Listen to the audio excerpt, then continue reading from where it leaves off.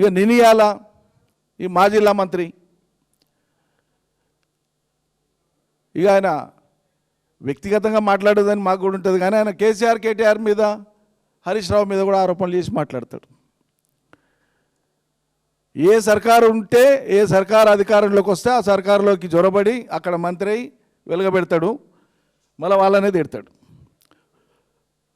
ఈ రాష్ట్రంలో కృతజ్ఞత లేని మనుషులలో లెక్క తీస్తే మొదటి వరుసలో ఉండేది ఆయన్నే. కృతజ్ఞత ఉండదు ఆయనకు. ఏ ఆంతరంగిక విషయాలు బయట పెడితే సంస్కారం కాదు కాబట్టి బయట పెడతలేను. అరే లోకానికి అంతా తెలుసు రిజ్వీ అనేటువంటి ఐఏఎస్ ఆఫీసర్ ఎటువంటి వ్యక్తి అని. నిబంధనలకు అటు ఇటుగా ఎవరు చెప్పినా దేవుడు చెప్పినా విననటువంటి అత్యంత నిబద్ధత కలిగినటువంటి అధికారులలో ఆయన ఒకడు. ఆ అధికారి వినకపోతే మీరు ముఖ్యమంత్రికి చీఫ్ సెక్రటరీ దగ్గర కూర్చోండి, మీ వాదన కరెక్ట్ అయితే మీరు చెప్పేది కరెక్ట్ అయితే మీ కార్యదర్శి చేయకపోతే ఆయన వినకపోతే చీఫ్ సెక్రటరీ దగ్గర కూర్చోండి, ముఖ్యమంత్రి దగ్గర మీటింగ్ ఏర్పాటు చేసి అంశాలు ఏదో వెల్లడించండి. అది చేయను, నేను చెప్పింది వినాలి, నేను చెప్పింది వినకపోతే నాకు నేనెందుకు ఉప ముఖ్యమంత్రి దగ్గర పోయి ఫిర్యాదు చేస్తాను. ఏ అధికారైనా ఏ స్థాయి అధికారైనా డిజానర్ చేస్తే ఏది నిబంధనల మేరకు ఉండేటువంటి సూచనలను కానీ ఆదేశాలను కానీ ఎవరైనా ధిక్కరిస్తే చర్య తీసుకునే అధికారం ఉంటుంది ప్రభుత్వానికి.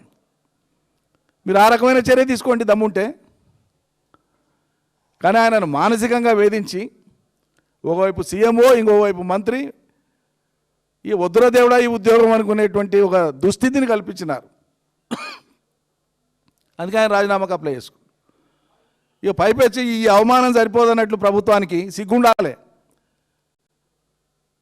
అదే డ్యామేజ్ కంట్రోల్ చేసుకునే ప్రయత్నం చేయడం విడిచిపెట్టి ఈయన రాజీనామాను ఆమోదించకండి తిరస్కరించండి మళ్ళీ ఉత్తరం రాస్తాడన్న. ఎప్పుడు రాస్తారు అది? నిజంగానే సదరు అధికారి ఆయన మీద ఏమైనా డిసిప్లినరీ ప్రొసీడింగ్స్ పెండింగ్లో ఉన్నా, ఇక్కడున్నా, లేకుంటే డిఓపిటీలో ఉన్నా, ఏమైనా ఎంక్వైరీ పెండింగ్ ఉన్నా అవి గుర్తు చేసి ఆమోదించకండి రాస్తే అర్థం పడదాం ఉంది. అంత సచ్చీల నుండి పట్టుకొని నాకు వద్దురా దేవుడా ఈ ఉద్యోగం నేను వదులుకుంటా, నాకు ఈ మానసిక వేదన వద్దని ఆయన వదులుకుంటా అంటే లేలే ఆయన ఉద్యోగ రాజీనామాను మీరు ఆమోదించకండి అని చెప్పి ఈయన రాస్తాడు. మళ్ళా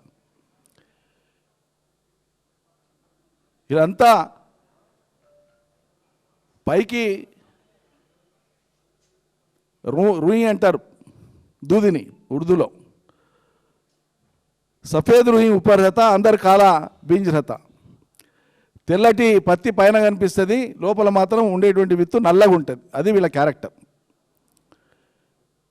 మీరు మీ అవసరాలను, మీ మాటను, మీ అజమాయిషిని వినకపోతే ఏ రకంగా ప్రవర్తిస్తారో ఆయన గురించి ఎరిగేటువంటి గ్రామ పంచాయతీ కార్యదర్శి నుంచి కలెక్టర్ల దాకా సెక్రటరీల దాకా అందరికీ తెలుసు. సరే ఈ రాష్ట్రంలో అంటే ఆయన వెలగబెట్టేది ఏం లేదు కాబట్టి ఇక్కడ కేంద్ర రాజధానిలో తెలియకపోవచ్చు, కానీ జిల్లాలలో అడగని చెప్తారు. ప్రభుత్వ ఉద్యోగుల్ని బంట్రోతుల కంటే హీనంగా అవమానకరంగా చూసి ఇబ్బందులు పెట్టేటువంటి పరిస్థితి. ఇక అదే మోతాదులో నేను ఐఏఎస్ ఆఫీసర్ను కూడా ఒత్తిడికి గురి చేస్తా అంటే చల్ నీవేంది, నీ ఉద్యోగం ఏంది, ఉద్యోగం ఉన్నందుకే కదా నువ్వు నన్ను బెదిరించేది అని తీసి ఇసిరికొట్టి పడేసింది రిజ్వీ గారి రాజీనామా సంస్కారం లేని, విఘ్నత లేని, అహంకారంతో కూడినటువంటి రాజకీయ నాయకులకు ఒక చెంపపెట్టు. ఈరోజు దేశంలో అత్యంత ఆకర్షణీయమైన ఇతరత్ర కాదు, ఇంటలెక్చువల్లీ తమ ప్రజ్ఞా పాఠవాలను నిరూపించుకొని దేశ స్థాయిలో గొప్ప సేవలు చేయాలని ఊళ్ళూరేటువంటి కొత్త తరం పిల్లలు ఒక ఐఏఎస్ సాధించడానికి వాళ్ళు పడేటువంటి తపన, కష్టం సన్న చిన్నది కాదు. మనం చూస్తాం వాళ్ళ సక్సెస్ స్టోరీస్ చూస్తే ఎంతో కష్టపడి సాధించుకున్నటువంటి అటువంటి అఖిల భారత సర్వీస్ ఐఏఎస్ను ఇంకో 9-10 ఏళ్ళు నౌకరి ఉండంగా కూడా ఆయన చాలా ఎత్తుకు ఇంకా ఎగబాకే అవకాశం ఉన్నప్పటికీ కూడా వదులుకునేంత మానసిక ఆ వ్యతిరేకత ఎందుకు వస్తుందండి?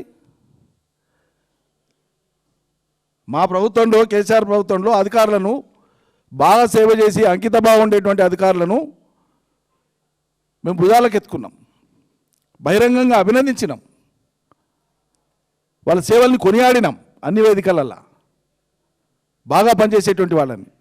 ఇలా బాగా పనిచేసేటువంటి వాళ్ళు ఇంటి ముఖం పట్టాల్సినటువంటి దుస్థితి కల్పిస్తున్నారు మీరు.